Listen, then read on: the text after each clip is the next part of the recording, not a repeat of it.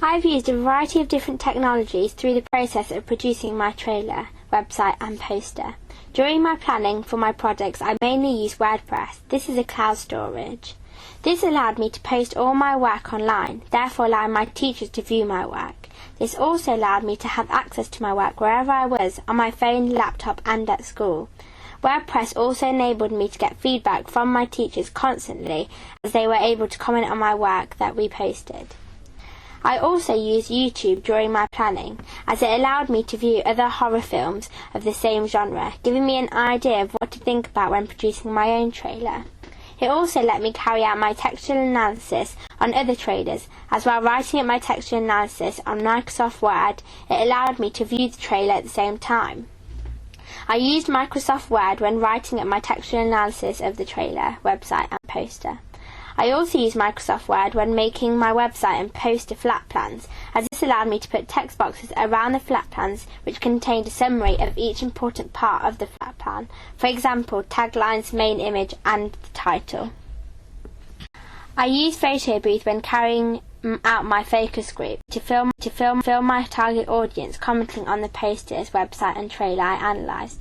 I then used Final Cut Pro to edit the focus group and add images while my target audience was talking.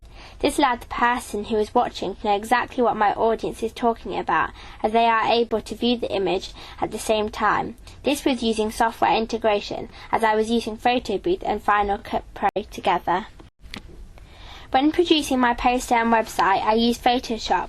This allowed me to use different fonts and edit images. For example, I used the opacity tool on my poster to allow my text to stand out more from the image. I used the blur tool to allow my website to blend in with the background. These tools allowed my poster and website to look effective.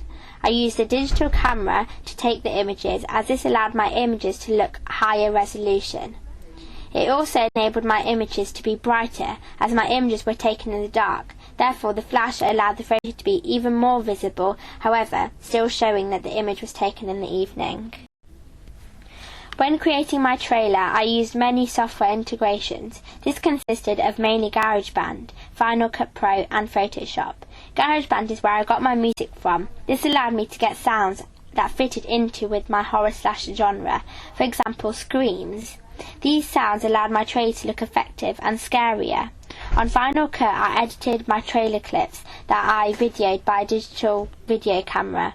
I used tools on Final Cut Pro such as the toggle clip overlay. This allowed me to change the sound levels of the sound imported from GarageBand. I also used the pen tool, which formed key points of manipulating the sound.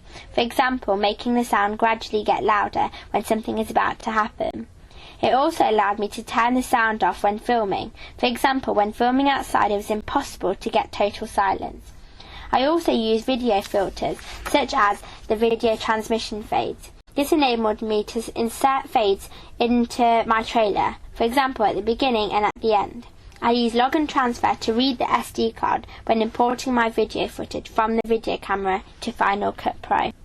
Photoshop enabled me to create my billing block in a pyramid position, as this is an important part of a trailer, as it shows who took part to produce the film. I downloaded the Steel Tongs font for my billing block, as this is what is usually used, allowing audiences to notice that it is a billing block. For my evaluation, I also used Final Cut Pro to edit my voice recordings from the dictaphone. This then allowed me to insert images while the recording is playing, showing the audience exactly what I am talking about when they are watching the clip. I used importing when transferring my screenshots to Final Cut Pro. I've also used a cloud-based presentational software called Prezi for my evaluation. This allowed me to place text in a circular motion with screenshots underneath.